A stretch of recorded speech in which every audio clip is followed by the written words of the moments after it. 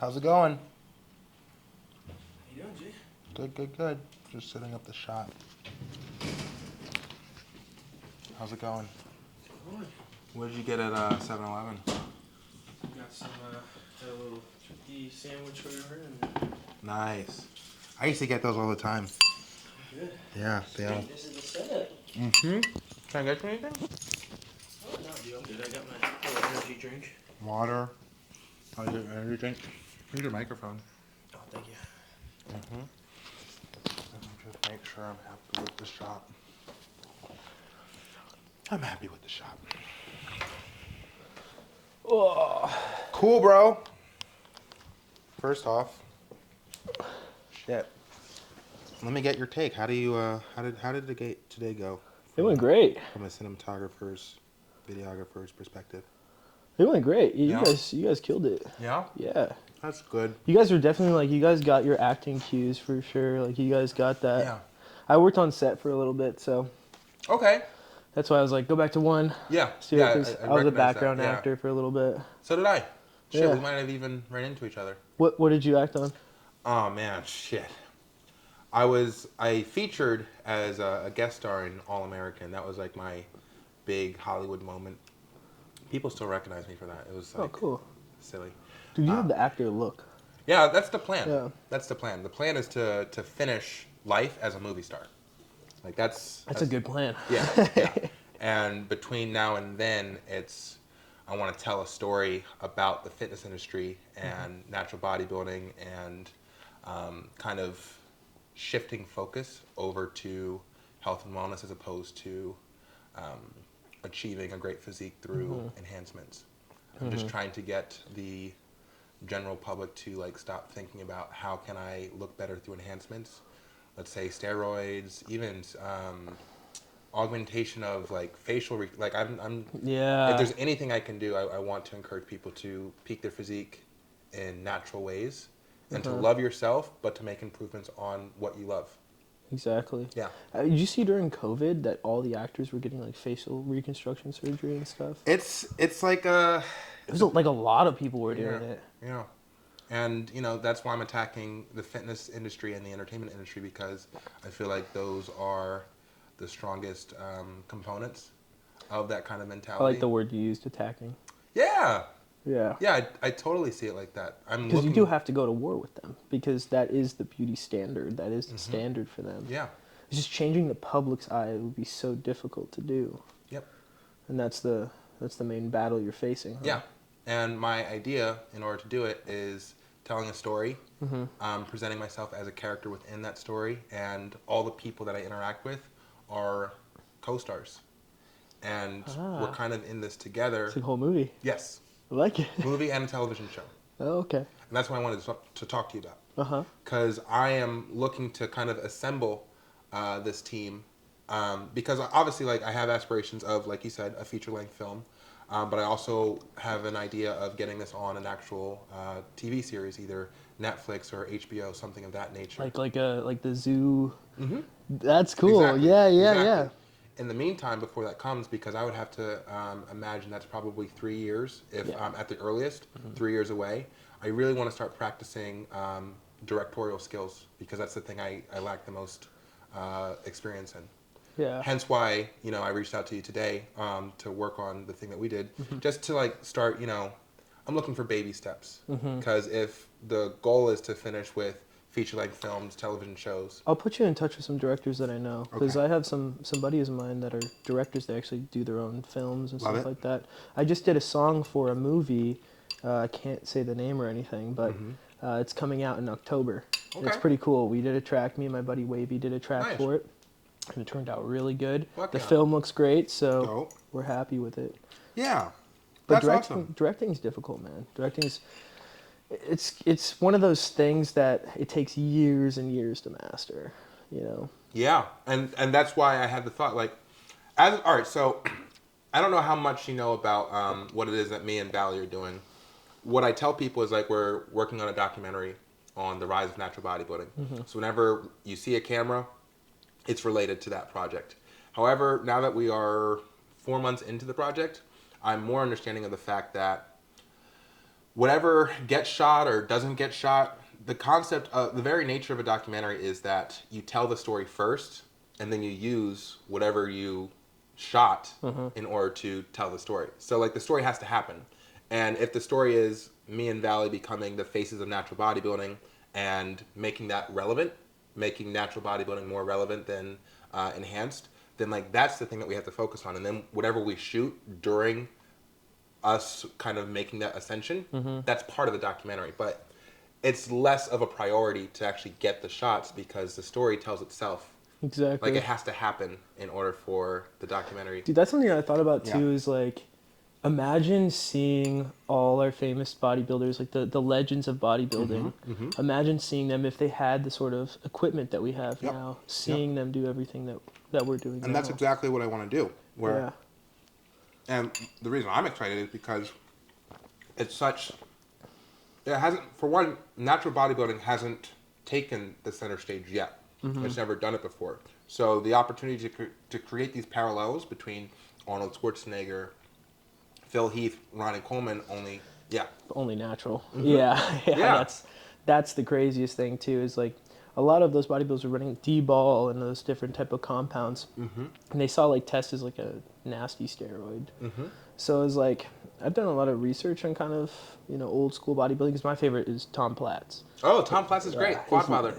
Quadfather, Yeah. exactly. Yeah. I mean and hearing his story too is so. I resonate a lot with it. It's like his girlfriend cheated on him with his training Yeah. partner Yeah, I know. and all this kind of Yeah. stuff. So like that's why I started bodybuilding as well, is because I got cheated on as well. So it was like I was like, oh yeah. So when he started talking about it, I was like, dude, and his quads are just Oh my massive. God. Crazy.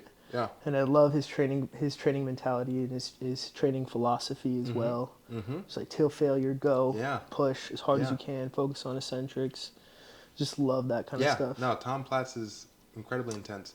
I saw recently how he would actually work with a hypnotist to he would work with a hypnotist to basically reprogram his brain into Whoa. essentially seeking out greater volume, greater intensity. Whoa.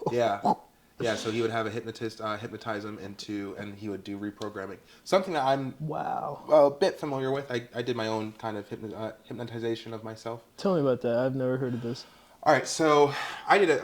So there's two techniques that I use. There's conversational hypnosis, Okay. and that's just very simple. Where the way that you talk, the rhythm of your speaking, and the pace, you're able to kind of insert suggestions through conversation that it passes through the consciousness and it goes into the subconscious. I only use my powers for good. I have no interest in manipulating anyone to do something bad or anything against their will. I'm always looking to. Can you do that to yourself too? Yes, Okay. 100%. And I did it. Okay. Yeah. And then there's another thing called neurolinguistic programming, and it kind of segues into conversational hypnosis.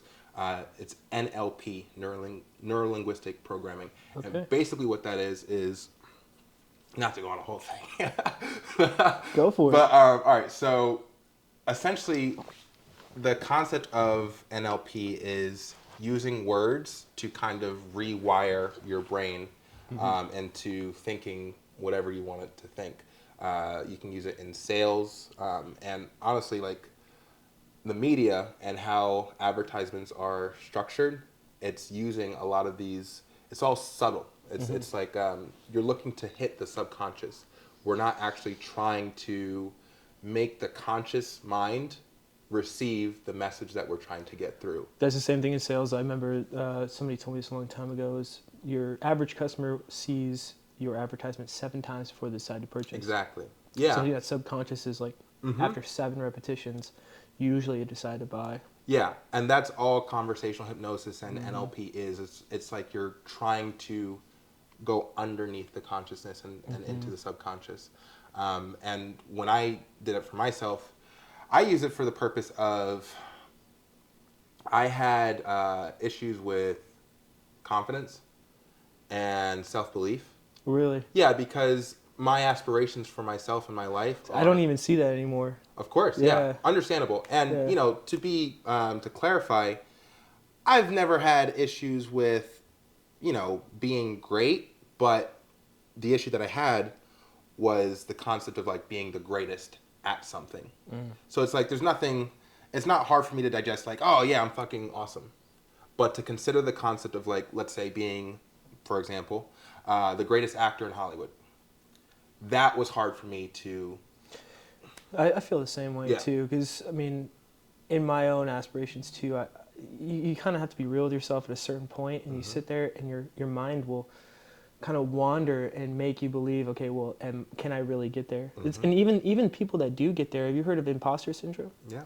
Even when they get there, they don't believe that they're there, and that's like a fictional character that they've built too. Well, shit, I relate to the fictional character. Yeah, I feel like that's the same thing for me. Like I'm very different in person than I am online. Like if you see a lot of my posts and stuff, you probably think I'm very angry and dark. Yes. But when you meet me in person, like a lot of people have told me this, where it's like you're actually sweet and kind, and it's like, you know, you want to help people. It's like, yeah, because that's a fictional character. Right. Like that is not me. That's Yeah. just Instagram. Yeah. You know. I get it.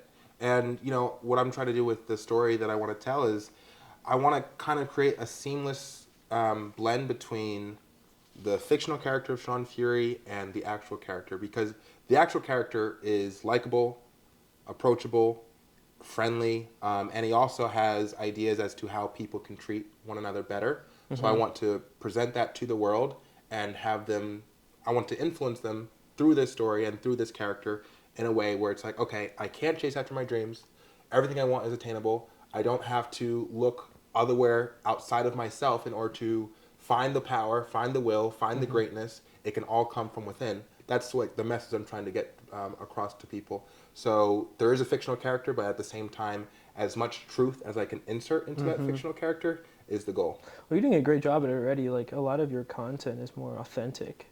You know, it's very like unscripted, very uncut, very raw. Yeah. Yes. Which is hard. A lot of people can't do that, you know. Sure. And I personally feel, and, you know, the reason I reached out to you last week and we scheduled this shooting and all that stuff is because I'm starting to see, not that like, I feel like I'm plateauing with the unscripted, raw content. I feel like I'm hitting, I want to use the word wall comes to mind, but what I really mean is that I know that I want to make a TV show and I want to make a feature length. Honestly, I want to do a whole Sean Fury verse where there's, you know, scripted content, unscripted content, you got podcasts, yada, yada, yada, yada. And it's all telling the same message, which is maximizing your genetic potential. I want to start working on the scripted content now so that when 3 years comes down the line and I have a bigger network and I've got a bigger following, yada, yada, yada, when it's time to actually pitch the TV show or let's say film the pilot, I don't need to find a director in order to film it. I can film it because I spent the past 3 years filming. And crafting, yeah. Yeah. That's exactly. awesome. That's Yeah. very interesting. That's incredible, dude. I mean, a lot of people, they struggle with the vision. I can see that you can clearly see the vision that you want to go for. And that, dude, honestly, if you could talk more about that as well, like how did you first see this vision? Like where did this first come from? It's 10 years old. Really? Yeah, it's a 10-year-old vision. Why action on it now? There's a missing piece that I couldn't I couldn't put my finger on the missing piece. What was that missing piece? All right, so I'm gonna. This is the best way that I can describe it. Okay. Knew I wanted to be a movie star. Okay, and I've always wanted. That's always been my dream, dating back to 12, maybe even younger. Right. So 12 years old, want to be an actor, movie star, yada yada. Specifically movie star. Let's fucking get actor. You know, I want the top of the food chain. Right. Come to LA at 22. Could not hack it. I was only there for a day. I had a fucking panic attack. Where were you from? Where are you from? Jersey. No way. Yeah. I have a lot of friends from Jersey. Yeah? Yeah. That's funny. Yeah. That area over there, New York, everybody's a hustler over there. Yeah. Yeah. Everyone. Every time I step in the city, man, it just gives me this fire. I love New York. I'm supposed to go in the end of April. Yeah? Yeah, it's just it's so crazy over there. So I'm Yeah. trying to figure everything out. But that's incredible. Yeah, that's definitely a dream of mine to live in New York at some point. Probably in my 50s. 50s? Yeah. Well, Because I'm 30 now. You're 30? Mm-hmm. I did not know that. Yeah, 32. So I'm going to be in LA for like the next 20 years doing this project. And then I have honestly the next 20 years planned out so far as like, this is what I'm doing. This is my life's work. 50 in my brain, this is just how I interpret it. That's heaven. That's like I retire. I've done everything I need to do. Penthouse suite. Yeah, New York exactly. City. Yeah, and it's like I have no plans beyond 50 because at that point life should just take care of itself, and all the planning was. And everything that you've done and worked hard for pays Yeah. off. Yeah, yeah, yeah. That's awesome. Yeah. So. So going back to your vision. Yes. How did the vision come together? Okay, so again, it goes back to the NLP, conversational hypnosis, and all that stuff. I failed at LA the first time I went. I was 22. I had culture shock because I'm from a small town, and it was the first time. You know, I went on a plane by myself, got to LA, and I was thinking, oh, this is gonna be great. I'm gonna get off the plane and like fucking right. Yeah. The stewardess says, hey, we are 30 minutes away from landing. You know, please, if you look outside, you'll see LA and yada, yada, yada. So I look outside, I was like, that's not that big, right? Then we go through a cloud, and on the other side of the cloud, the entire city opens up, and I see how huge it is, and like, my heart dropped. Like the small fish. the Yeah, pond. yeah. Like, my heart literally dropped when I saw the vastness of the city, right? So I land. I had found some place on Craigslist that the ad was a bunch of college students and filmmakers and actors. So I'm like, oh my God, this is Perfect. Yeah. Yeah. I get there. It wasn't the vibe. No, it was not the vibe. There was like homeless people walking in and out. The Welcome to LA. yeah. No, seriously. I took an Uber from the airport to that place. Yeah. The guy standing outside of the home, Russian guy, fucking looked like he was in his like mid 40s, bald, a scar across his face with like a fucking white eye. Yep. So like that was like sounds the about first, right. yeah. So like, that was the first person I saw, and I was like, okay, panic attack, Yep. right? Fucking two dudes in the fucking house. They actually, I agreed to smoke weed with them because I thought that would take the edge off. They did the exact opposite. I don't even have paranoid attacks. Yeah. But I smoked weed. It's like, okay, I'm really fucked now. yeah. Long story short, my mom buys me a plane ticket home the next day, and I spend the next year from 22 to 23 mentally preparing, right? Mm-hmm. During that time is when the idea came to me because I spent all this time on essentially reprogramming my brain because I acknowledged that what happened when I first got to LA was not physical. I failed mentally because I didn't prepare. In my mind, I was not prepared for the struggle. I wasn't prepared for anything. Like anything could have happened to me and it would have just knocked me off. I had this idea as to what was supposed to happen, and because it didn't happen, I couldn't process.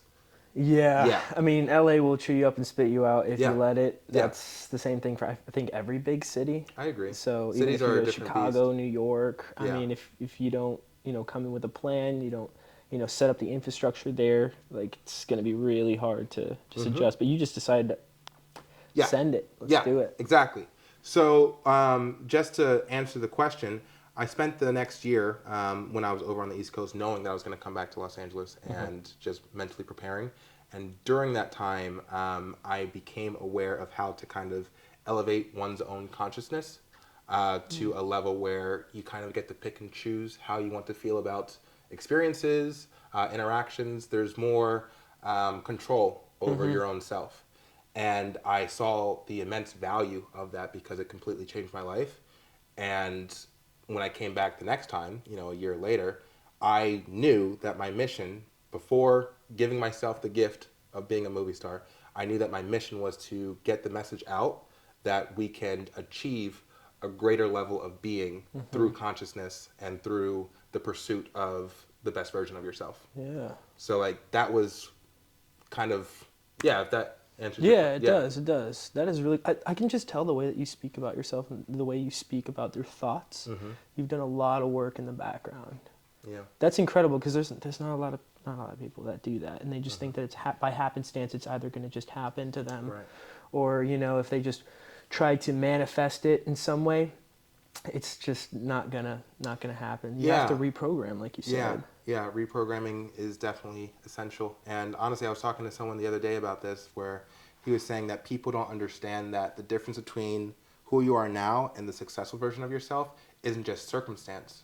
There's literally you have to delete certain aspects of yourself. You have to change and adapt in order to become a new individual by the time that you actually see yourself as that successful version. There's a quote, it's a philosophy quote that I always hear. Right before I go to bed, I put on a bunch of philosophy that's dope. quotes and stuff like that. And one of them is, if you're wishing to change your life, you shouldn't wish to be in a different place, but instead be a different person. I like that. So Yeah. that's really the gist of like a lot of the content that I make as well is like more towards like struggle and, you know, trying to make sure that you have to create that mindset. You have to. It's nobody else's job. It's nobody else's place. You have to do it. And no matter what happens to you, no matter how difficult things get, it's your job to fix it. It's Yeah. your job to continue your dreams, continue your mindset in the beaten path that you've chosen. Yeah. So it's hard because, you know, this world will beat you into a little square peg, you know. It will try to change what you do every single year, every month, every week, right? But if you have a clear vision about where you want to go and where you want to be, it's just golden. Like, Yeah. not many people have that. I agree. So, And the hope is to kind of gift them with. and teach other people about it. Yeah. And, you know, it's a long journey, but yeah, I'm just looking for people to surround myself with that have similar aspirations. They might not be identical, but, Yeah. you know, driven, focused. Exactly. They have dreams. And if our dreams have parallels and they coincide, then, like, I'm looking to collaborate. Yeah, that's know? the same thing for me. Like, I have a weapons background, so a lot of stuff. I lived in Texas for a year, and I have like a weapons background. So my thing is like I like to find people who are tactical. Like I like people that have super focused and super driven, but are also very strategic with how they move. Yeah. You know what I mean? Yeah. I feel like you're one of those people, man. Like you're very strategic in what you want to build. And, you know, this is like the most strategic I've been. And you asked why it took so long, right? Yeah, the 10 years. Yeah, fucking Yeah. 10 years, right? What was that one thing that clicked? Valley. Is there? Really? Valley Muscle. Really? Yeah. How did you guys met at Zoo? Instagram. Instagram. Yeah. Yeah. Valley Muscle was the missing He slid ingredient. up in your DMs? No, I slid in his DMs. I slid in his DMs, man. Yeah, no. So, got to LA after, you know, the year. And that year was a journey. It was like a mental and spiritual journey. By the end of it, I lost my mind and then had to get it back. And, you know, it's like, Yeah. hours of meditation, you know, and just like, you know, like I said, I got into reprogramming the brain and I did it in a very, very scary and effective way.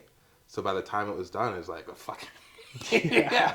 So, like, I'll be completely honest with you. I got back to LA. I was homeless, you know, when I got Really? back. I had $200 in my bank and I wasn't afraid of anything because it's like, Yeah, what else can you lose? At yeah, that point? and I programmed myself for like literally any kind of trauma in my mind I could experience and like walk away from, right? Unharmed in a sense. So homeless for the first 4 months when I got back to LA, and then when I finally found a semblance of a home, you know, it was another situation where it's a home with like 16 dudes in like bunk beds and shit like that, but it was like the rent was $600. Lived there for a year, and the first year of LA after being homeless, I fucking smoked like a motherfucker weed. Really? Like I smoked so much fucking weed. In an effort, honestly, to kind of come down from the spiritual and mental high that I put myself through in the prior year, because like the shit was just so fucking heavy, just like the magnitude of the task that I gave myself, which is essentially like raising the collective consciousness of the planet. That's how I interpret the mission. That magnitude was so heavy on me that it's like, all right, I know I'm gonna get to it. But like, let me just fucking smoke some weed. When you mean raise the collective consciousness, in what way are you talking? That's a very vague term. Yes. All right. So essentially, by the time that I'm done, I want to tell a story of an individual who uses consciousness in a way that can affect his reality positively. So And- teach people how to change their own mindset in that sense. Yeah. Okay. Yeah. And I want to use the character of Sean Fury as a leading example Got as it. to how to do that. Got it. So, well, obviously, you know, we're being very blunt as to like what the goal is, but the majority of the content is going to be subtle. Yeah. So it's like people are going to see him, they're going to have a question like, how is he doing this? There's a mystery, and then the responsibility is on the consumer to do a deeper dive into understanding what's actually happening. Yeah, that's very difficult to do too. I know. Just because consumers, they just want to consume. They don't want to change. Right. A lot of the things. I mean, think about it. The planet would be a very different place if people actually started to change from seeing the environmental catastrophes and stuff like that come about. But a lot of times people just want to consume and take the path of least resistance. Yeah. So, I mean, it's a difficult task, but I don't think it's impossible. I think we are shifting. Yes. I can feel it. I mean, I'm not sure about other cities. I'm not sure about the world as a whole, but I know things are shifting, especially with all the craziness that happened during last year's election, all the craziness that has been happening past 4 years. Like, I feel like people are done with the BS, you know? Yeah, and I want to use what people are already familiar with so far as the glorification of idols, you know?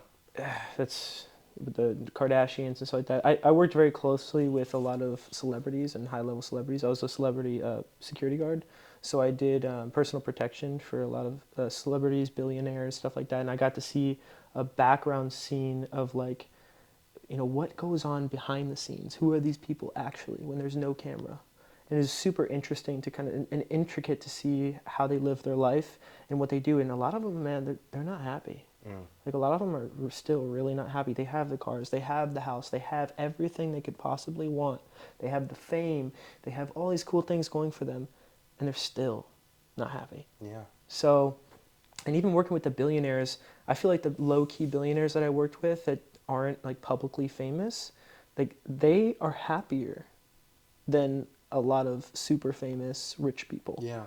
So it's like, it's a weird mix, because that's where I am right now. I'm trying to decide, like, you know, I want to pursue business. I want to pursue all these other different things that I'm trying to go for. And my big goal is I want to become a billionaire so I can help as many people as possible. Because in my mind, a billionaire isn't having $1 billion in the bank. It's helping 1 billion people, right? So it's and that's the same way they view it too. A lot of the times, like, I had this notion in my head of what a billionaire was. You know, like, a billionaire just makes, you know, billions of dollars, and then they fly private jets and have fancy cars and have people that chauffeur them around. It's not like that at all. It's like they put a lot back into the world, and that's how they keep their wealth growing. It's because they put so much back into the world and help their communities and do all these different things too.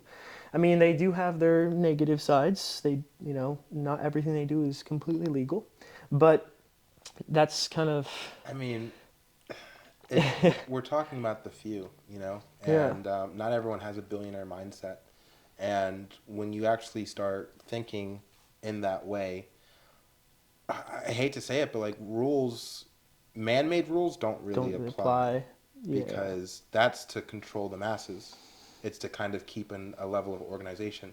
Because if everyone was walking around thinking, like, hey, I'm a billionaire in my own world, what would that world look like? I mean, and again, that's honestly where I come in, where it's like, if I want to create that opportunity for as many people as possible, but I also, not rules, but I want to create guidelines as to how people should treat one another. Yeah. Because that's the only way it works. Yeah, I mean, I think, like, the rise of, like, rap music and stuff like that as well, like, it has had some negative connotations to people, but it also has some really good net positive things as well. Because I know a lot of billionaires talk about that a lot. And especially, like, the old billionaires, and, like, from the 80s and stuff like that, they talk about how music influenced the generations and stuff like that. And, you know, I think that, like you said, like, there was a set guidelines, and they have changed, they have shifted over time. It's like early 2000s, just because culture has changed, you know? And I think that we are in a shift for culture. Like, if you think about the 1920s versus the 1940s, Sure. like, that's a completely different time. Yeah. I just hope it's not leading to war. That's my biggest concern, is because, like, with the geopolitics going on right now, it kind of seems like we are kind of gearing up for some sort of war. And, you know, I think it was, I saw a stat a couple years back, this could be totally wrong, but there was a stat that said 76% of the United States population from the age of 18 to 26 men are unfit for military service. So they're either obese, addicted to a substance, or they are, I think the other one was, like, they have some sort of mental illness, so they can't join. And it's insane, 76%. And I'm not sure what the stat is now, but I can't imagine it's any lower. That's incredible. So, I mean, you know, if there's a war, everybody has who's going. like we're the fit men that, you know, have still masculine traits. And it's like, we're not getting away from that. You know, they're going to come snatch us first. Yeah. And it's like, I know, like a lot of military members and stuff like that, and they say that we have a pretty big, large number of military ready, and most of the wars in the future are going to be fought with drones. Right. But if you really think about it, if it comes down to the wire, things are going to get crazy fast. Yeah. So it's a double-edged sword, so to say. But I hope that, you know, up in the higher tiers of government, they make the right decisions. Right. And they make the right choices. And I think that also comes down to the consumer. You know, who are we actually, you know, voting to get in office? You know, there's long-term effects for all of these decisions that we make. And as a collective consciousness, so to say, like, we're so spread out now. Like, there's so many different sides. They have the left, they have the right, they have the middle, and it's just like, guys, we're all in this thing together, and we need to kind of fix what has happened. So, because we are heading towards calamity. That, in my opinion, I feel like we are. And so, I think there's a lot of different problems. There's a lot of different, it's multifaceted, but it's not unsolvable. We haven't gone all the way yet. So, I think in the next couple of years we are heading more towards a shift. I'm not sure what that shift is. It could be negative, it could be positive. But like you said, if you can bring some sort of structure to the chaos, so to say, to like help these people that are sad, depressed, you know, they or have a mental illness, or, you know, have them seek help and change their direction that they're in. Like, I know mental health issues with men are like, it's a big problem. I think it's like, what, like 2 every second or something like that, men with suicide. Damn. Something like that. It's insane. In the beginning of the year, too, there was this, they have a counter online to show the suicide rate for men, and it was already at like, I think it was like a week into 2024, it was already at like 19,000. And I was like, that's incredible. Is insane. Yeah, that is. That's wild. And so I feel like there's a big problem with that.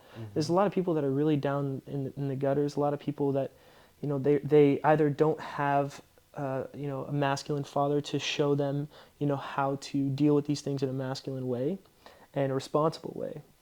And they go and they do these things that either land them in trouble, or, you know, it's just, it's a difficult time. And if you could, you know, outline a path and say, hey man, you can change your mindset. You know, if you've fallen into this depression, you've fallen into this mindset, you can bring yourself out of it. Yeah. I feel like a lot of people that are down there, they feel like they're always going to be down there though.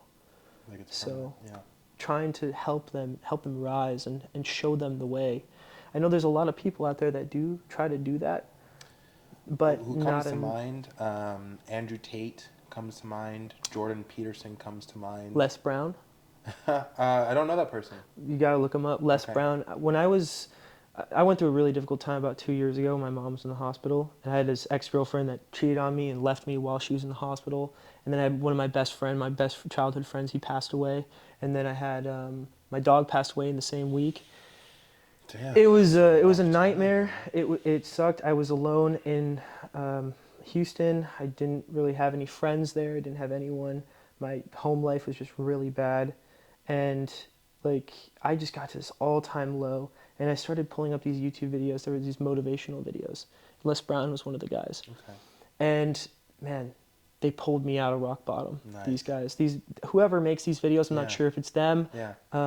But they single-handedly saved my life. So, and it's all about the mindset. Like, if you're willing to change, if you're willing, if you know, like, hey, I don't want my life to be this, and I don't want to end things here, I can make a change. But how do I do that? And that's where it's like, where do you go for guidance for that? You know, to a therapist? Well, not all of us can afford therapists. You know, it's like, even if you do get one, are they going to resonate with you? Finding a good therapist, like finding a good girlfriend. It's very difficult, you know? Yeah. So it's one of those things that trying to find somewhere to listen to. And that's why, like, when I was on Instagram and stuff like that, I would see these motivational posts. My feed was just like all dark motivational stuff. And it was just like motivating me every single day. And that was my entire feed. And then I'd go there to YouTube and listen to a YouTube video in the morning. Just get up, go to my job, come home, feed the dogs, do what I had to do, and not thought about, you know, all the things I can't control.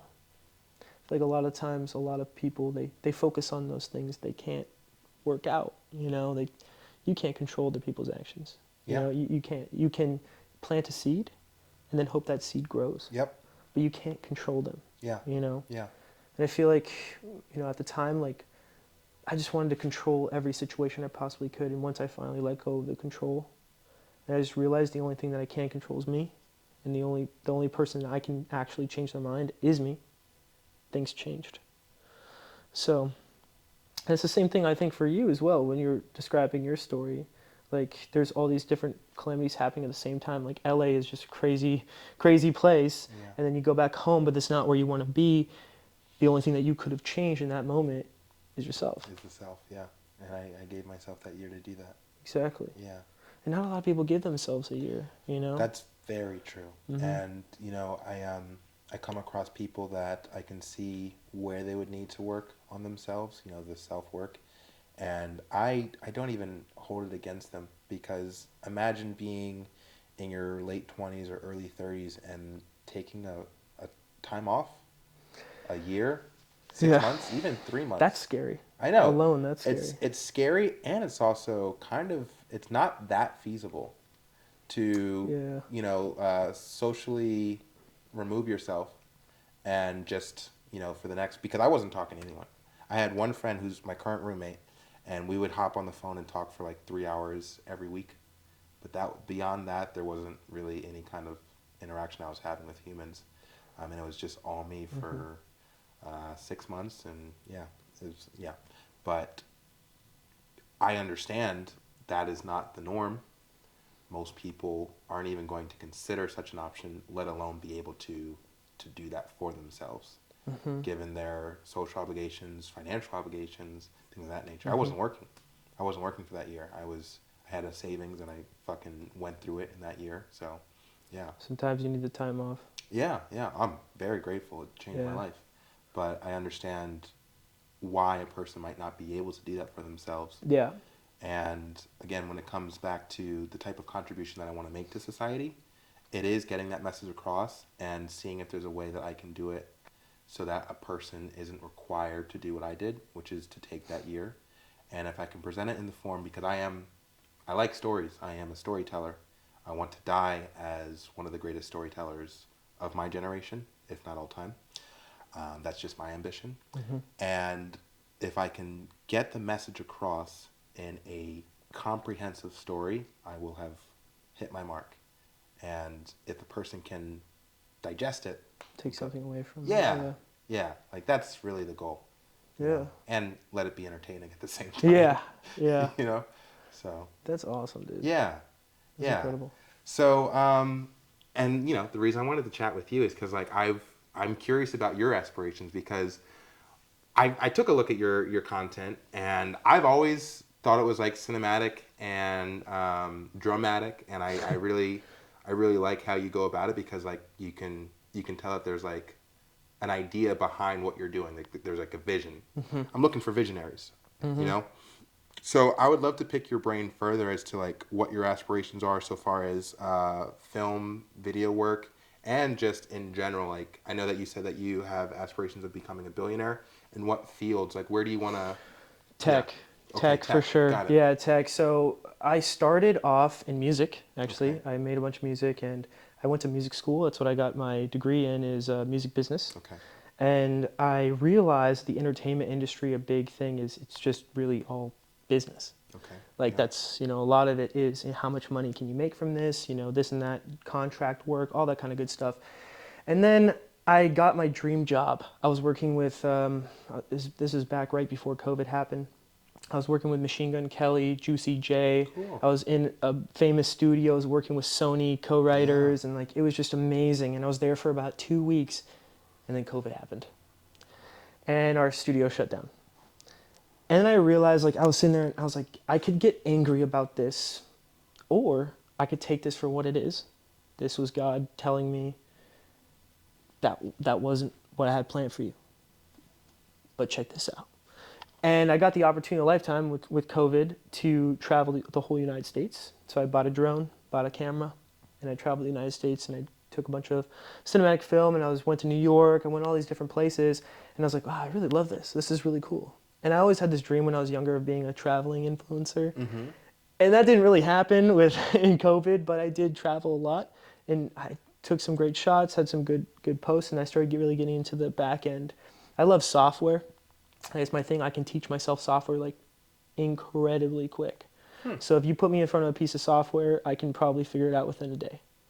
And that goes for like, because I worked in Ableton, I worked in Pro Tools. Then I went from there, when I transferred over into video, I started working in Premiere and Lightroom. And then from there, I realized that there was this other free program, which is DaVinci Resolve. I use that. Yep, I started DaVinci Resolve, and that changed everything. DaVinci Really? Resolve changed everything for me. It was like the node structure changed everything. Node structure. Yeah, like you know how they use nodes instead of Yeah. layers? That just changed everything for me. I'm still so much confused easier. about it. It's not that difficult. It's like more robust than using layers, in my opinion. Okay. But and it's just easier for your brain to comprehend, and that way I can like make the effects and the coloring process a lot easier. Wow. So when I got into that, when film, I started, my feed was filled with like all these crazy, influencers that were doing travel influencing and stuff like that, and they had these beautiful color profiles, like just so beautiful. Everything was cinematically laid out. Their profiles were super aesthetic looking. I was like, I want that. I want to try to do that.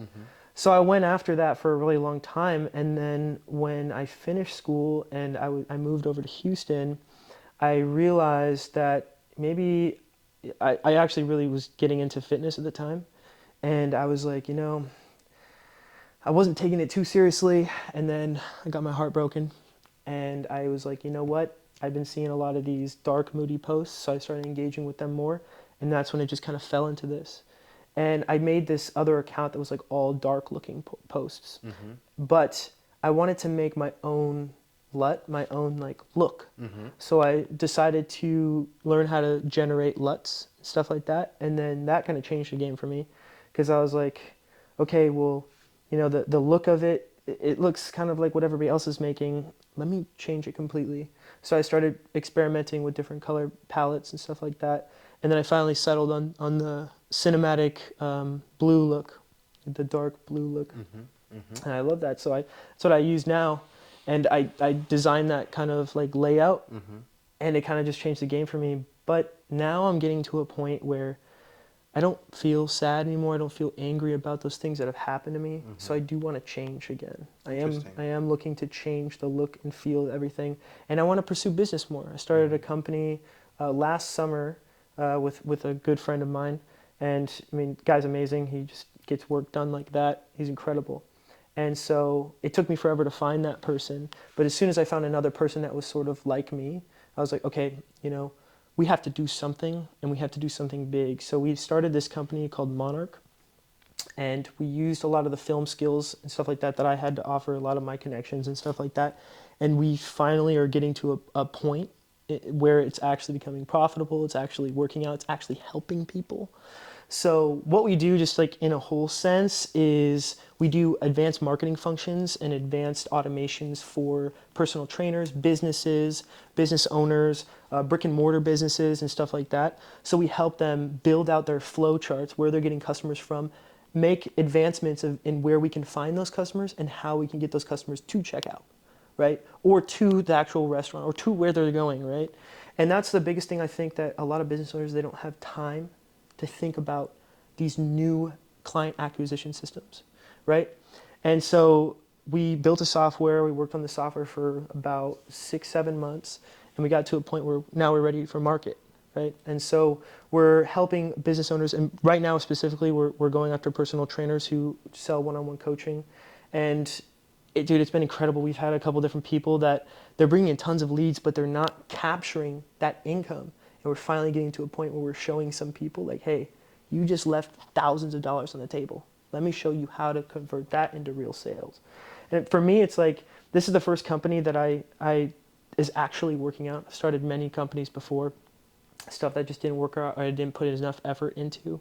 But this is the first one that's actually kind of taken off, and it's incredible to be a part of too. So it's just, it's incredible. Like, seeing the amount of people we're helping too is just phenomenal. So maybe we can talk a little bit about that, because I'm currently in a situation where I have personal training experience. I have coached multiple clients online. You know, and the way that I would dole out the service was daily check-ins, once a week consultation calls, make adjustments each week, and yada yada yada. I give them a customized meal plan, things of that nature. However, I have always struggled with client acquisition. Sales. Yeah, sales, and honestly, I don't actively pursue it. I don't actively pursue And sales. that's the beauty of our systems. We Right. use AI to get clients for you. Yeah. We utilize advanced systems and advanced techniques. The only thing that our clients have to do is make the content. Once you make the content, you make the CTA, the call to action. Our systems handle it from there. Okay. So they will go and message your clientele or your leads and then get them to check out. Okay. So what kind of content needs to be made in order for the AI to kind of run with it? That's the biggest thing right now. I'm making a content course on, showing people how to. You ever heard of Alex Hormozy? Yeah. So Alex Hormozy's books are incredible. Y'all haven't watched them. Y'all haven't seen him. Go check him out. He's just giving away so much amazing value, pretty much for free. And he follows this hook, retain, reward system in his content. And it's just so incredible because that has changed our business and our mindset as well. And it's also helped a lot of our clients when they start focusing on scripting the content and they start focusing on having something that is, tried and true, something proven, hook the audience. Now that can be done in various different ways. Retain that audience and then give them the reward that they're looking for, and then maybe a call to action every 3 posts Okay. or every 4 posts. Okay. That call to action, hey, if you want to train with me, go ahead and type this word below. Make it as easy for the client as possible. Okay. So it really depends on what kind of content you make, but I think being different is really a big thing too, because we don't just take on any client, right? We specifically have to go through and then check and see, are they someone who's a hard worker? Are they somebody who's putting out regular content?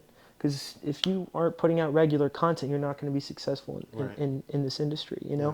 There's just so much else on that person's feed. They need to see that you're giving them value, makes them feel like you actually care about them, right? And then, which you genuinely should care about your client or your leads. And then once they come in, maybe you give them a little bit more free value. Something else like, hey, this is going to help you. And once they get some value from that and they actually implement it and they see it changes their life, you got a customer for life right Yeah. there. That person's going to come in and be like, yep, what do you want from me? Let's Yeah. do it. Here's Yeah. my card. Yeah. Let's do it. So it really just depends on that hook, retain, reward system. And then also how much value are you giving away? Because you shouldn't keep any of your secrets. Just give them to everyone. Absolutely. Give them Yeah. to those people, help as many people as possible. Because at the end of the day, if you don't help those people grow, they're not gonna come to you. Yeah. You know what I mean? Yeah. That's the same thing you're doing with your content already. You're helping people with their mindset. You're helping people.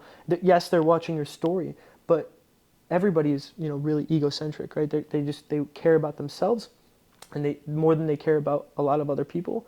And I mean, some people aren't like that, but most people are. So they want some value from you, right? That's why they subscribe. That's why they follow. That's why they do this, So thinking about that from a client mindset. So if you think about your content in a way where you are the lead, you are the prospect, and your ideal avatar, right? So like your ideal client has enough money to pay for whatever your highest program is, Right. is interested in your content, uses it effectively and actually implements what you have to teach and actually takes action, right? So if you think about if you were a client like that, what would you want to see? You know what I mean? Like what Yeah. would you want? What free value would you actually want from that? Right. And that's something we're figuring out for our clients right now too. So we took on 5 clients to start with, and we've been experimenting with different things with them, and they're getting incredible results, but we know we could get them better. We know we could get them even higher. We know that we can scale them even more. But then every time they ask us a question, every time they ask us something, I write it down. Okay, this is a common question. Let's make a video on this. Let's put it on the course. It's like, and then give them all that course for free for a time period. And then they can use their software for free as well to build the automations they need. And we can teach them how to build those automations. And then from there, I mean, if they haven't increased in value, if they haven't Right. increased anything yet, Yeah. then it's most likely on the client, because I've Yeah. given you the tools that Yeah. work for everyone else. Yeah. So Yeah. what haven't you done? Yeah. Interesting. Interesting. I like it. It's a multifaceted problem, but it's something that, I mean, sales is, I love sales. Like, for some reason, I really resonated with sales, and more than I do the content anymore, to be honest. Like, I really, when I had a couple videos that got kind of big, and I wondered, I sat there for days going, what made this piece of content perform better than everyone else? And at the end of the day, it always came down to, it gave somebody something, you know? Something they didn't have before. Yeah. Or it complimented someone. Yeah. Yeah. I consider, there was one video that I had a viral video at the beginning of January, and that was of me just hanging out at the gym, and a 17-year-old kid walks up to me and goes, "Are you Sean Fury?" And I was like, "Yeah, I am." He's like, "Oh, I follow you, man." And I was like, "Oh, this is the first time I've met a person who follows me. This is I've seen the video. yeah, this is so exciting." And that video propelled me from 1,200 followers to 64,000. Wow. Yeah, over the course of like. That's truly viral. Yeah, That is yeah. really viral.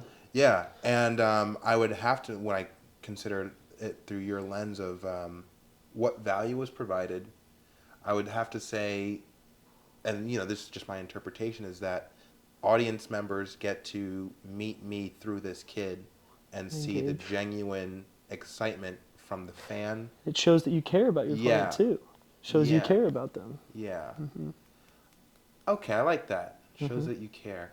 I like that. So perhaps if I wanted to kind of recreate that style of content. Well, that's the thing though, Not with necessarily something like recreate, that, yeah, yeah. you wouldn't want to recreate that, but maybe touching on something else that does well for your other competitors. So, Okay. so see somebody in the same range as you, around the 60K range, and then see what content, does really well for them, and then change it to who you are, right? It's got to be different. It can't be the same piece of content, right? Okay. Even though sometimes it does work to recreate content, it's really, not as original. So you do want to stay away from it, but don't reinvent the wheel. If it works for them, it's going to work for you. You just have to do it in a unique way. Yeah. You know what I mean? Yeah. And then there's also a bunch of other techniques and stuff when it comes to the actual algorithm. Because if you think about the actual algorithm, it really just wants to keep people on for longer, right? So if you make longer videos and people are watching them longer, your content's going to get pushed Right. 10 times more than the Yeah. other person that's Yeah. making short videos. Yeah. Okay, so right now I feel like I'm at a crossroads so far as the content slash. Obviously I know where I want to get to. I've got it broken down: documentary in 3 years, TV show after that, feature length, yada yada yada. Like it's tiered, right? However, the crossroads that I'm at currently is I work a job that does not pay enough to match my monthly expenses, so that can't last forever. Okay, I'm going to hold you on that thought real quick. Do you have a bathroom? I give you Yeah, real of quick? course. Straight Okay. back on your right. I will definitely get back to you on that. Absolutely. Because I'll show you what we did for a couple of clients. Where is it? No, it's the open door. Yeah. Over here? Yep.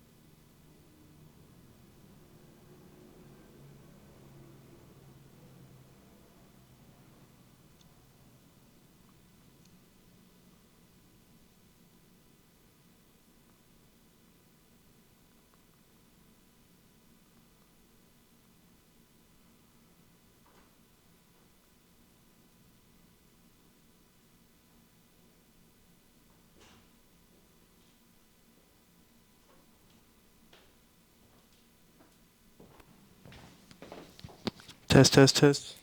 Nice. Did you mute it or something? Oh, I turned it off while I was in there. Yeah. Yeah. Thank you. I hate editing these. Yeah. Thank you so much. Oh my god, that makes my life so much easier. Whole time I was thinking, all right, so now I gotta fucking edit that. Fuck it. No. Cool. You turned it off completely? Yeah. Okay. Did you know that if you actually click it once, you mute it? Oh, I don't have Rodes, so I have the Oh. DJIs. Oh, well, now So you have you to know. turn those things off. So if you're ever working with the Rode again, if you click it once. However, that can be kind of hazardous because if you click it on accident, then like I actually filmed the whole thing one time, like 35 minutes. I was talking to the camera and it was on mute, and It's not on mute, right? probably not. We can find out. Most likely it isn't. No, it's not on mute. Okay. Yeah. Perfect. You'll do that to yourself. Anyway, all right. So I feel like I'm at a crossroads. I understand that the situation I'm in now cannot last beyond. That's my roommate. It can't last beyond, let's say, 4 months. In 4 months, if everything were to stay the same, I'll be broke. Right? I have a savings. So my options are get a new job because like right now I work as like a security guard, bouncer person. Right? Hi, Chris. Get a new job on top of the job that I'm currently working, so work 2 jobs, get an entirely different job that pays for my monthly expenses, and like that's... Do you have a guard card? No. So it's at a bar. It was mentioned that do you have a guard card? No. Are you gonna get one? Sure. Okay, you're hired. I when I was doing personal security, I got a guard card and exposed pistol permit. So you definitely make more money that way. yeah, I was gonna say if you want a connect for that, I have connects. Okay. But I mean that's not what you want to do, right? Well, again, that's where that's why I'm bringing it up because me personally, this is just like my stance on content creation in general. I'm really enthusiastic about the storytelling aspect of content, and as you know, I'm gearing for television and film, and I want to practice my skills in short form content so that by the time I get there, I know exactly what I'm doing. Honestly, to be honest, with your platform you have right now, so think about the 60,000 people you have, you can convert most likely 1% of that audience. So that's a pretty big number. So if you wanted to start some sort of ebook or something where people can actually go and check out and purchase, that's not a bad idea. You're already in fitness. Right. You know, and that would give you extra disposable revenue. Right. And it would be an income stream for you once you've set that up and created it. Then you'd have to, you know, promote the program, promote this. What I think is from my point of view, what your vision is and how to help people and how you want to change people, their mindset. I think maybe some sort of book relating to that, ebook relating to changing your mindset. Maybe some fitness stuff in there as well, but mostly geared towards mindset. I don't see many people doing that. Yeah. So that could be something to where you make more, you know, disposable revenue, disposable income, or maybe because you have a platform, so you can use that. That's something that you do. But the thing is, you've given away so much of yourself already. It's time for an ask. Like you can ask. You have the audience. You built the audience. Yeah. They engage with your content. Now it's time to ask. But what are you going to ask? Exactly. Yeah. Exactly. So that's something that you're going to have to figure out. What do you think you're qualified to talk about? What do you think you're qualified to show? If it's creating content, you can create a course for people to create content. If it's being authentic and being your most authentic self, then do something like that. Make an ebook like that. There's multiple different ways to do I get it, what you're right? saying, But don't yeah. try to tackle all of them at once. Right, just Find focus. one that you're most qualified to speak about, or even ask your audience. Put it on a story view. What would you guys like to see from me? Right. Do a poll. Yeah. Ask them Yeah. directly. What are you guys looking for? Yeah. If I offered this, would you guys like this, or would you like this, or would you like it like this? Run a poll. Yeah. Yeah. I like that. I like that. And you would say that it would probably be better to focus on monetizing the content as opposed to, because like the options is like that was one option, or the other option is to find another job that affords. No, I don't think so. No. I think if you wanted to do that, that would be coming from a place of insecurity, and that would be coming from a place of I don't know if it's going to work. I think you want to put all your chips on the table, all in. Let's go. You want a story? Yeah. The best stories are the crazy ones, right? Yeah. Yeah. Jump all in.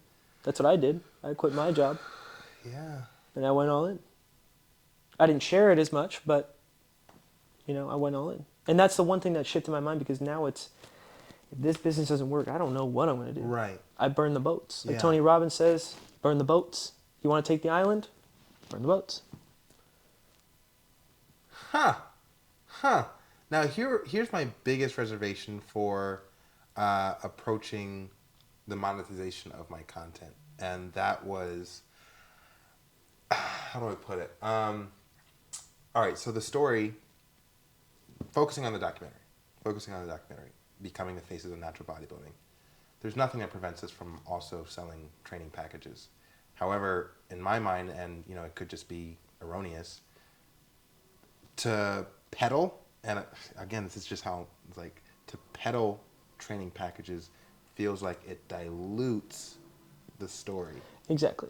So this is where I would suggest doing something different. So market research is a big thing for us. Okay. We sit there, we do a lot of analytics on what the market's actually selling, who these people's competitors are, and what they're doing different. Mm-hmm. So when we work with somebody, we also see that, because we see, okay, can we scale you from the $2,000 a month you're making to 10, 15, Mm-hmm. 20. Mm-hmm. That's only possible if they're selling something in a different way than everyone else is selling it. Okay. Right? The automations can only go so far, right? Can only keep reaching out so much. If the product and the offer is not nailed down, nothing's going to happen. Or you're just going to scale to that wall where you're going to hit that wall, you're going to hit it hard, and you're not going to be able to go past that, right? Mm-hmm. So a lot of the times it's restructuring your offer. So I would definitely go and check out Alex Hormozi's 100 Million Offers. Mm-hmm. That's going to be crucial for you. And I read that book in like 2 days. You could do it. It's a very short book, but if you read it cover to cover, you're going to figure it out as you're reading it.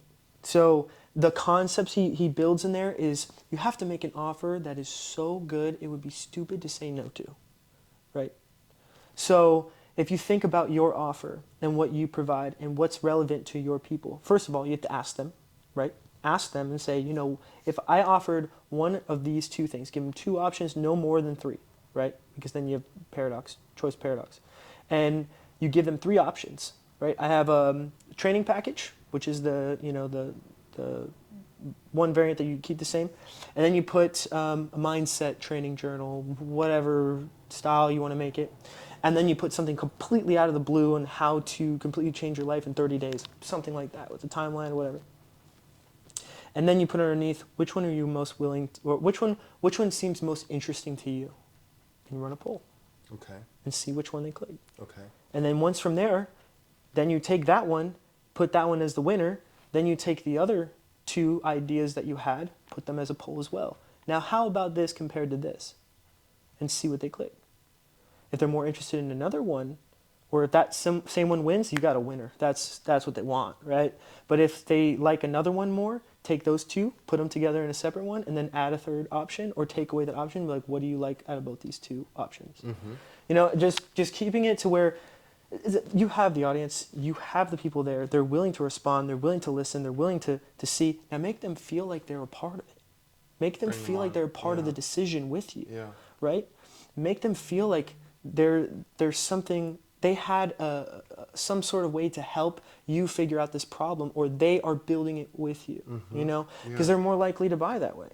And it's not all about the purchase, it's all about helping the people, because you don't want to make something and put all this time into something that they don't even want. Right. Right? Yeah. But you have polls. You have ways that you can ask your audience. Ask them.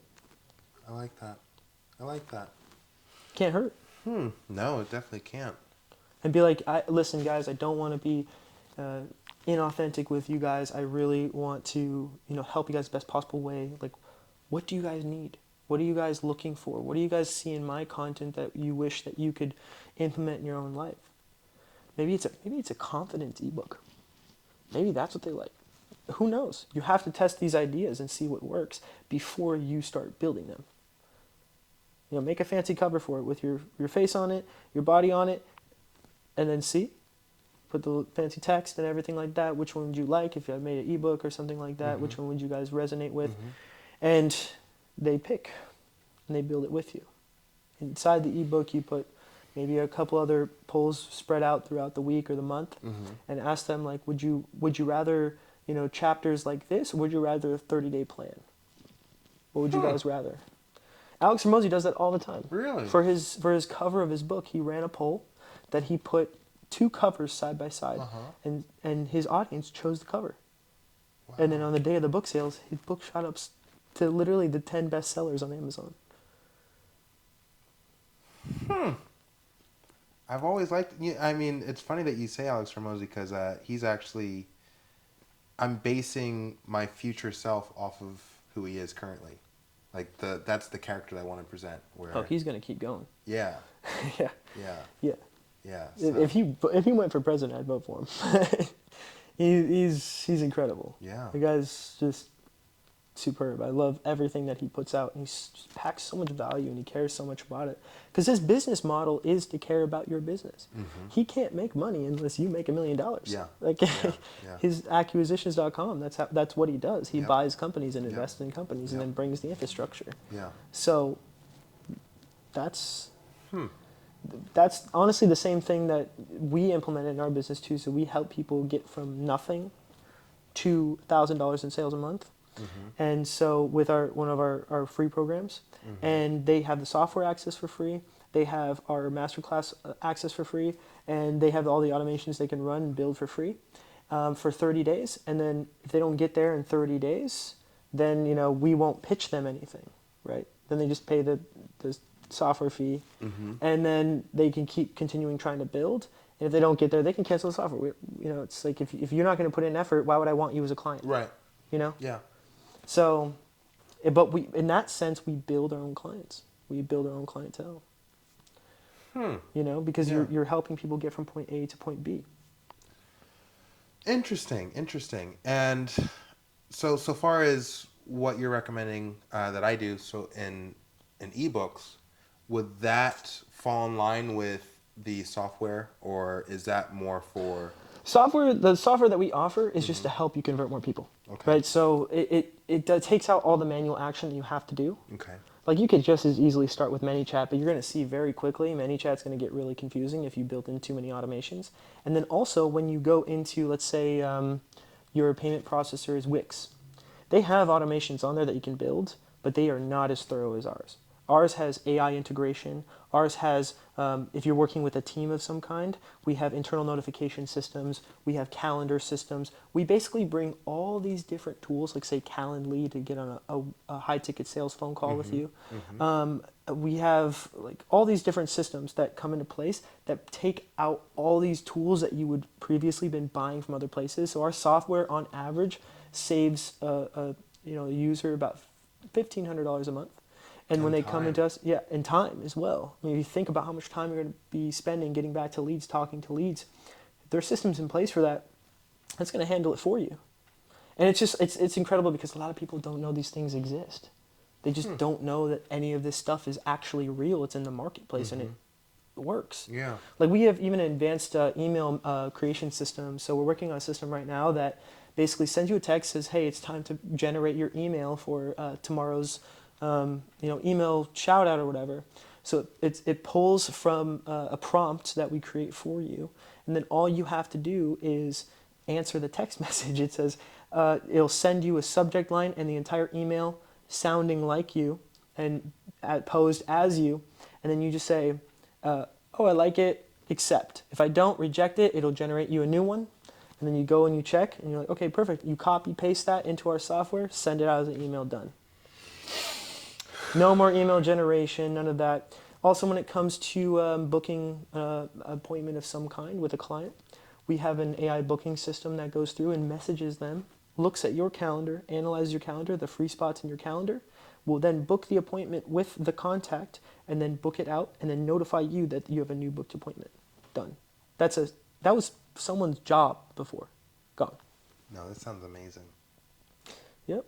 Yeah. It's incredible. And you get the software free for, right now we have a 14-day deal going on. Yeah. So you get the software for free for 14 days. Get to try it out, check it out if you like it. Hop on a success call with us. Like right now we're only taking a few people because we want to make sure we really have the product nailed down. Right. And we're building flow charts for our first 5 people. So, which we already stacked out our first 5 people, but we are running that 14 deal with just anyone who wants to come on. And then later on, when we have time, we'll get back to you and we can talk to you about building out your systems further. But our clients that we take on in our bigger packages, we do need to make sure that you're hitting those actual KPIs, those actually hitting these certain markers that we're looking for. Just because it's like our time's already very valuable, so we want to make sure that we're providing as much value to the higher paying clients and those clients that actually have those numbers and are doing those numbers before we start taking on smaller clients and expanding our team. Makes sense. So, how does lead generation work? So lead generation depends on, there's a bunch of different ways that you can do lead generation. There's cold outreach, and then there's organic content and paid ads, right? So in my opinion, paid ads is the way to go. But a lot of Mosey's a big fan of paid ads. Yeah, I think it's the way to go. Yeah. But a lot of clients of ours, they don't like using paid ads because they don't want to reinvest their money into it, which doesn't make sense to me. But that's completely okay if people don't want to do that, right? It's all, what's a customer comfortable with, right? So paid ads is the way that I prefer to go. But cold outreach is really difficult. It takes about a year for your business to nail down. Once you find a script that actually works, it takes about a year to get there. Like sending out emails every single week, sending out text messages every single week. It takes about a year of cold outreach. And you can buy those lists from like Apollo or all these other different places and then buy lists of people or, go to other people and be like, hey, can I buy 10,000 contacts from you and stuff like that. But, a lot of those things, like if you find a broker of some kind too, you can do it like that. But then you have to test the broker's lists, make sure the lists are actually calling back because they could be all fake phone numbers. So that's like cold outreach does work. People generate millions and millions of dollars with cold outreach, but sometimes it doesn't. And it takes a long time to perfect. Organic content, though. Organic content is you got to put in the legwork, you got to make the content, you got to hook the people, you got to hook, retain, reward system, and you have to make sure that these people are engaging with your content, right? So once they engage underneath using ManyChat or a system like that, you can trigger the bot to go in and say, hey, I noticed that you inquired about my program. Here's a link to it, boom, below. Then once you go in there, you go into Wix or Shopify or wherever, and that would be where they collect the lead information right in there. And then that's where our systems would come in and then do a second reach out to them through Instagram, through Facebook, through, we even have SMS and email. So you have to make sure you hit them on all 4 mediums if you possibly can, and make sure you do it in a timely manner, so not too quickly, but not too slow. Because you lose a lead within 5 minutes. So you have 5 minutes to close that lead. If they don't take action immediately on it, which happens majority of the time, then if you don't actually get them to your website to actually grab the information, probably lost them, but it's fine. There's many other people that actually go through and fill those forms out. But there's other ways to do it. Like we're working on a system right now for a funnel for a client who is in the medical field. And what they do is we found this other software program called eBoov or something like that, some weird name, and they had an interesting system where on their funnels they had something that would stop the video and pause the video and then ask for their name and an email, and they saw a 60% increase in lead gen, and we were like, whoa, let's copy that. So we were like, okay, let's figure that out. So we figured out a simple email system or a simple system to actually go through. It pauses the video, puts the little, I need your email to continue watching the video, and then boom, they fill it out, they keep watching. So you make all your promises in the beginning of the video, then you stop, can I have your email? For me to continue teaching you, I need your email and your phone number. And then once they fill that out, boom, next page, pops open. Congratulations for getting into the rest of the course. Let me teach you this now. Yeah. Give them some more free value. Give them more free value, more free value, more free value. Give them a reward. And then make them feel rewarded. And then from there, pause. Now, would you like to set up an account with us? Would you like to do this? Boom. Submit your information below. Let's book a call. Wow. Yeah. So there's a lot to think about. Marketing is one of those things that's it's so complex, but you have to view it. That's why we use flowcharts. So flowcharts are they make a complex issue look very simple. So flowcharts are like, basically, I can show you one right now. So a flowchart would be, let me open Miro real quick. There's I have an idea of Yeah, it's not too difficult. Like this is my flow chart for my organic content. So it's pretty simple.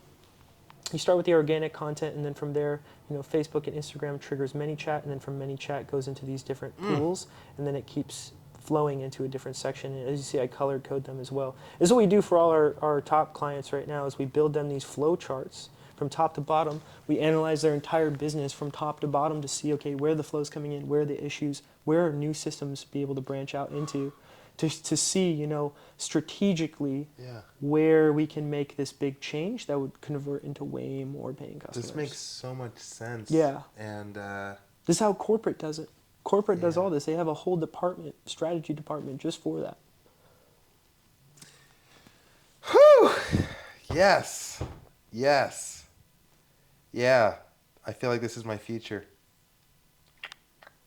It's just difficult for me because like I've never been business minded. I've always like I consider myself an artist, and I was in music. yeah. I never thought I'd be here either. Yeah. But I got so into it. Like I just sat there and I started learning and learning and learning, just soaking up like a sponge. And I was sitting there and I was like, dude, this is so much more interesting than a lot of the other music stuff I was doing. And it's like, if you think about it though, all artistry is sales. If you really think about it life, definitely helps. if you think about everything, interpersonal communication with people, or meeting new yeah. people, God damn it, Roman! it's all sales. Yeah. Everything is Yeah. sales. Meeting women, sales. You have to yeah. sell yourself. Yep. Exactly. And I've always been resistant because it's like it's a skill that I never worked on, but I know we're here now. We're here. Well, I honestly would beg to differ. I think that you are doing sales. I think you are good at sales because of the platform you've built. Yeah, but you know what it is? It's like I'm not asking for money, and that's You're asking why. for attention, which is more valuable. So you're already making a harder ask. You're already making a harder ask. You know how much Facebook pays for attention? No, I don't. You know how much Yeah. Meta pays for attention? Billions, if not trillions of dollars Interesting. to hook people's attention. I like this, man. It's all about perspective. And you're saying it's easier to ask for money than attention, huh? Mm-hmm. Huh. Yeah, I guess it's just for me just making that segue because, the virality happened at the beginning of the year, and it's like when it first happened, it's okay. We gotta monetize, and then as time passed, it's like I'm more so interested in story progression. That's my real fucking passion is story progression, and I don't think about the monetization of the story. I just think about what happens next. Well, yeah, I mean, I get that because you care more about the story, and that's how you should feel like that, right? You shouldn't just feel like, oh, I just want to make all this money. Like, you have to change people's lives first. Like with our clients, like we don't ask for a ton of money up front because we want to make sure we can actually help you, right? Like if I have nothing to sell you, I'm not going to sell you anything. Yeah. Like there's no point. So I think a lot of the time, like a lot of people try to sell junk and they get junk in return. They don't get any sales because their offer isn't nailed down, because all these different things are nailed down, and because the fact they don't care about their audience. They just want to cash out. And it's like, dude, there's so many people trying to sell you so much crap, and it's like, for somebody to come in and say, hey, I got something that'll truly just help you and change your life. Like, if you want to buy it, you can buy it. Cool. If not, I'm going to keep doing my thing. Yeah. I like that. Simple. Yeah. Then Don't worry about it. Yeah. So- Sales! You're right, man. Everything's sales. Everything is sales. Yeah. Literally everything. If you think about, how you met certain people, if you think about how you sold yourself on your own dream, Wow. Yeah. everything is sales. Damn. I love it. It's crazy. Yeah. And once I kind of made that mindset too, and I was like, I sat there and I was like, there's this big aha moment to me where I was like, wow, everything is sales. All right, so let me ask you this question. I have to go to work soon, so we'll wind up. But it seems like this business, Monarch, it seems like this is like the thing, right? when you do other stuff, like you helping me on what we did today, like what value do you get out of that experience? I'd say more connection, Okay. building connection and building network. Okay. Like that's the biggest thing for me. Dude, like working with Niall as well has changed Niall's everything awesome. for me Yeah. too. Just meeting some of the people has Mhm. changed my training regimen, has changed how I view training. It's just the knowledge into it. Like honestly, dude, it doesn't bring in that much income, right? Mhm. And any videographer that tells you that they bring in millions and millions of dollars from just filming some stuff every so often, they're lying to you. Okay. And if there's somebody that's willing to pay that much, they're being lied to. So, but it's just something that I like to do. It's like my hobby. It's like my thing. So, Okay. and I love making content. It's just, to me, it's like putting together a hard edit and just seeing Mhm. people go off in the comments, just like nailed one home. Got it. You know, so it's kind of like my hobby, I guess you could say. Got it. Okay. Yeah. I'm glad I understand that. That makes Yeah. sense. Okay. I love it. I don't have anything else. I'm gonna spend all night processing this conversation. So, I definitely am receiving the message that, for one, I'm already in sales. And you're making a harder ask. Yeah, I've been in sales, and now the thing to start prioritizing is An offer, an offer. and then from an offer, systems. Okay. You need systems. Because you're going to see once you start the offer, once you start pushing it out, you won't be able to keep up. It's going to be too much, and you're going to be like, oh my God, I didn't set up these systems beforehand. And then you're going to be scratching your head, how am I going to fix this problem? And by that time, it's too late. Because then these people have already gone through these funnels that you've kind of either half made or that weren't totally thought out. Okay. And then So you're sitting there and you're like, let me ask you this. Let's say I have the intention of working with you and getting integrated into Monarch, right? Mhm.